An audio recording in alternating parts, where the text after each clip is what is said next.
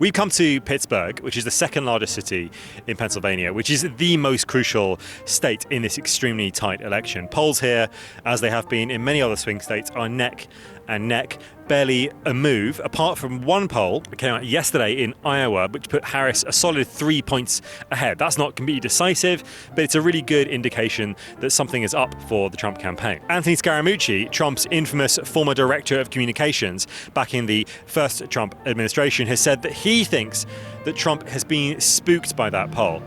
So we're going to go and ask Trump's fans if they're also spooked. I've not been to Pittsburgh before. Yeah, Pittsburgh is a great city. Pennsylvania is a great state. Yeah, what do you like about it? Oh, everything. The people are nice and friendly, and we like all these people from Britain and MAGA and everybody here, right? We've been to Michigan. Yes. That was people there were very friendly as well. But we're better than Michigan because it's just better. We're just Pennsylvania. You know, we're just better. That's it. What do you like about Trump? You're here for a Trump rally? Oh yeah, Trump on the border, Trump on the economy, Trump on everything. MAGA. That's it. Up and down, left and right. MAGA. We've been talking to people about this poll that's come out, Okay. Iowa poll, Harris 3 points ahead. Does that concern you? That's not real. Yeah. That's not real. Yeah. A lot of them right. polls are fake. I know you know that. You're from England and you know that. I'm from England, I know that. I know exactly that thing. Yes, is that right? That's true. What will happen if Trump loses, though? What do you think is going to happen? You really think he's going to lose? I don't know, but it's 50-50. It's So, not 50. That's misinformation. yeah. I think that the American people are going to do what they need to do, and I think that we're going to protect ourselves and protect our children and protect, our rights and the American dream, quote unquote, that they are correct, that they are trying so hard to destroy the freedoms that we have, that they're trying so hard to destroy, and I think that we will appropriately. I got a poll for you. Yeah. Look at all these people here and go to her rally. We went yesterday. There's your poll right there. We went yesterday. Their line was actually a bit longer. I doubt it. You're trying to get me upset, and I'm not going to let you do that. They all had different color hair, I bet you, and they didn't know what gender they were. So They were real we're not normies, worried about actually. Those Come people. on, you gotta keep it So We've been looking at this poll, Iowa, Harris 3 points ahead. What might happen if Trump loses? Like, what is going to happen to this people? Are they going to accept the result? Are they going to find it difficult to accept? Well, they'll accept the results if it's plain and clear and fair election. They'll absolutely accept the results. But if there's shenanigans like we had, what we believed last time, then yeah, why would anybody? We were at a Harris rally yesterday, and they were saying that they're defending democracy against you guys, and that if you win, you're not going to accept the results. What do you say to that? They're communist lying pieces of shit. That's what they are. They say nothing. They have said nothing in this entire campaign that's been true from day one. All they do is lie. They're the ones that are threatening things. They're the ones that are doing lawfare. They're the ones trying to put Trump in jail. They're the ones silencing free speech from us. So they're a bunch of liars. They're basically communists. This is what they do. And now their gig is up, and tomorrow they're going to get wiped out. And if they don't get wiped out, if Harris is declared the winner, what do you think is going to happen? She will be the winner. We'll turn into a communist nation. Republicans will never win again because they'll codify all the illegals, get them to vote, give them money, and they will replace U.S. voters with illegal voters.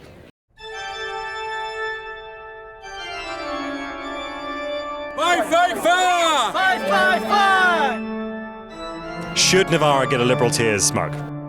We're here to be a part of what Trump is doing for America. I mean, we want him to bring back what he did in 2016. What did he do? Well, we want lower taxes at the pump and lower prices and at the grocery store. I mean, I've seen a big change when I go shopping. My bill's like almost twice as much. I can get less food. And I want to say for anybody watching this, trickle-down economics works both ways, right? So if you raise taxes on the rich, right? I own a small business. If my business costs go up, that gets passed to the consumer. I can't do a $10,000 bathroom remodel anymore for $10,000. It now costs me $12,000. So therefore, it's going to have to cost the person getting the bathroom remodel $15,000. Because I'll be damned if I'm out here working my ass 60 hours a week to barely put food on the plate for I'm a single father, 100% full-time single father, right? Like, if I'm busting my ass, and try to keep it cordial on YouTube or whatever, but still, if I'm busting my ass and I'm barely feeding just me and my son, something's not right. When Trump was in office, I made money. My company was turning $18,000 a week. Right now, I'm down to about $7,000 a month. And I'm a small-time owner-operator of a trucking company. I try to keep the wheels rolling every day, but it's hard. And we need Trump back in there, straighten this country out. Steve Parnell. Yes. Hey. British Independent Media. How you doing? I'm good. We're at a Trump rally.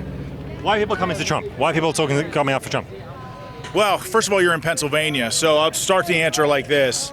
You drive in an hour in any direction from this city, and you will drive through probably 5 or 6 dilapidated towns that were left behind by Republican and Democrat politicians over the last 50 years.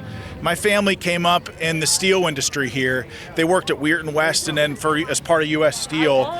And for decade after decade, I watched my family and their legacy, like their jobs be outsourced overseas. I think for the first time in a very long time, President Trump speaks to those people and just says, you're not forgotten. And so I think all these people here today are here for that. You brought Adam Sandler's clique I have. to a Trump rally. Yes, that is what I have done. Can you explain why? This? I haven't seen the film. Yeah, I'm sorry. I've got to admit that I haven't seen this film. I think that you should watch it. It's a good movie. But I've brought this with me because this is one of the most confusing objects I think you can bring with you anywhere. And it will be perfectly at place here. Are you confused by Trump? Yes, very. And yet, you're here. Do you find Trump exciting in some way? Do you find him appealing as a political candidate? I've come here solely just to watch Trump people in their natural habitat. God love the Zoomers.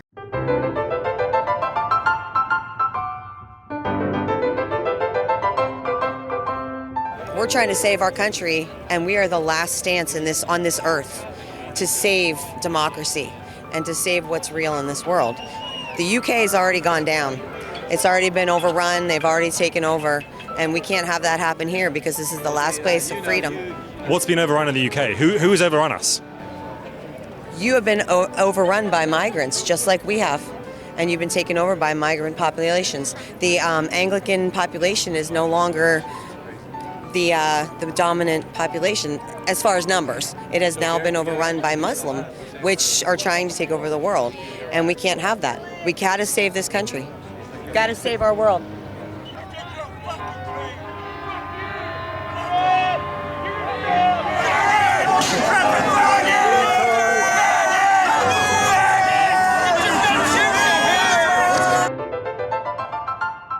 Drill, baby, drill. Drill, baby, drill? Gas price is lower. Mm-hmm.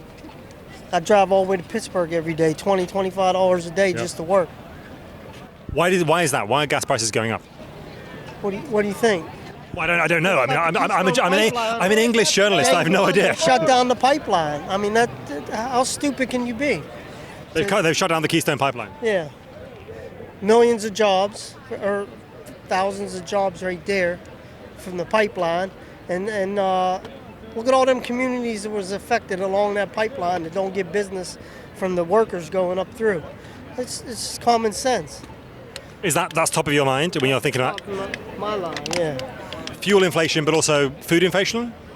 Oh, of course. I mean, everything got to get shipped, right? This is not a costume.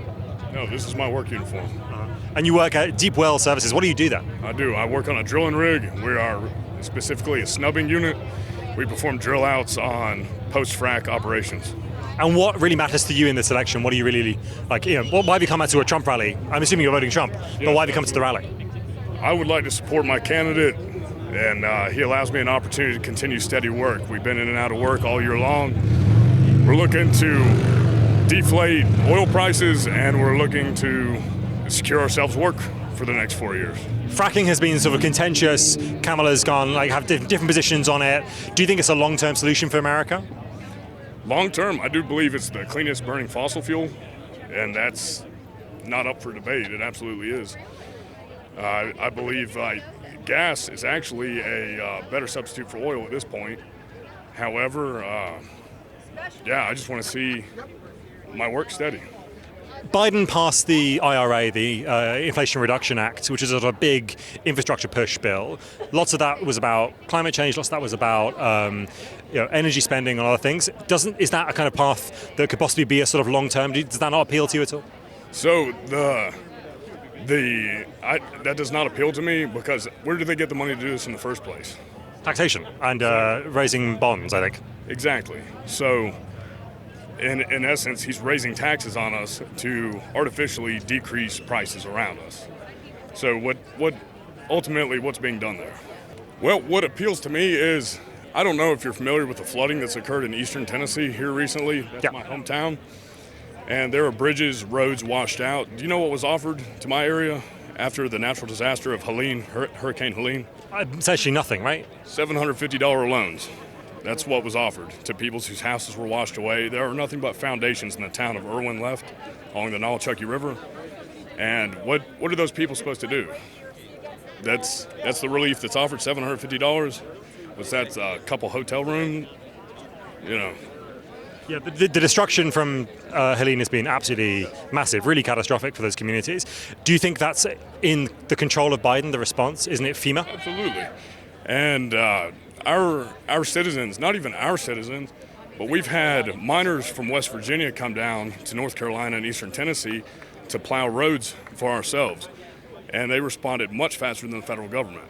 So why do we have private citizens coming out making roadways for our citizens to get in and out of the mountainous regions instead of the federal government? Where's the federal government? Let's go, Trump. Let's go. Let's go, Trump. Fight, fight. You have to fight for your right. Fight, fight, fight. You have to fight. Hey, we have to change honest. We have to win. We have to let Donald Trump win, please. God help Donald, because if he don't win, this place is going to be like another country. It's going to be a communist. What brings you to the Trump rally? Well, I mean, the fun, the extravaganza, and honestly, I kind of wanted to talk to you. I knew you were coming. You sort I knew you were coming. Yeah? Yeah. What do you like? When you guys come from? London. There's only one part. Spice Girls or Oasis? Spice Girls. Spice Girls all day. I agree. Yeah, what do you reckon? Oasis, Spice Girls all day. Okay. Oasis is a bunch of little Spice Girls are hot. This symbol on the floor is the Wolfsangel. It is a neo-Nazi symbol. And the three of them together is one of the brands of the SS. We've been seeing Trump for Peace t-shirts. We've been seeing people come out against war for Trump. How do you think that's going to happen in a Trump presidency? Well, first of all, I've seen war up close and personal, and anybody that's seen war up close and personal, is anti-war, and I want peace more than just about anybody else. And I think that, and I think the best way to pursue peace and achieve peace is through strength and stability. And I think that's what Trump provides. And I think that's why people are here. People in this country, if you look at, like I said, if you drive an hour in any direction, you see towns that have been left behind by politicians. Well, why are we sending hundreds of billions of dollars to Ukraine and to other countries when we have people who are really suffering here in this country? North Korea, with Trump going across into North Korea, no other president was allowed to do that before Trump. So I think a lot of leaders who are concerned with how our world is turning, I think they are getting together at this point and trying to, I'm going to say the 1% elite that has been in the background controlling things, they're fighting this war against them. Isn't Donald Trump, as a person who inherited tens of billions of pounds, in that 1%? Isn't he in that 1%? No. He is familiar with the billionaires because he is a billionaire and he's associated with them. So he actually knows what they're up to. The wars, the warmongers, which the Democrat Party of today is the party of war. They've given billions of dollars to Ukraine. It's a money laundering operation, and it's going to kill a lot of people, already has, just like they did with the Iraq-Iran war times. Yeah. And Israel? Israel has a right to defend themselves. This has all been set up by weakness in our government. How do you see that weakness, and what should happen next? What is Trump going to do to solve that problem? Well, what did Trump do when he was in 2016? There were no wars. Simple. Well, he moved the embassy from Tel Aviv to Jerusalem, right? That was kind of controversial. It was also foretold. Yes. It was foretold? Absolutely, biblically, yes. That it would be moved there, yeah. The American embassy? No, I'm talking, yes. That's in the Bible? Maybe I haven't read that bit of the Bible. Well, not the American embassy particularly, but the representation would be moved there. Do you think Trump is the fulfillment of a prophecy? I think he is anointed by God, yes. You have got a hat on. Yeah. What is the hat? It's Israel. And why are you wearing an Israel hat? What is significant about Israel to this election? Well, if you got Trump versus Kamala, Israel has to live. Israel has to thrive.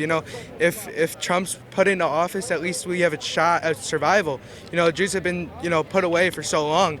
And, it's really not okay what's happening in Palestine and what's happening in Israel right now. And Israel has the right to defend itself, and Trump wants to stand for that. So, what is happening talk to me about what is happening in Israel and Palestine right now? So there's a big, genocide from the Palestinian people to the Israeli people. And Israel is just living their life in their homes, and October 7th happens, and they come into their homes and destroy everything, and it is really unfortunate, but the Jewish community stands together, and they try to thrive and make everything right, and Israel has the right to defend itself, For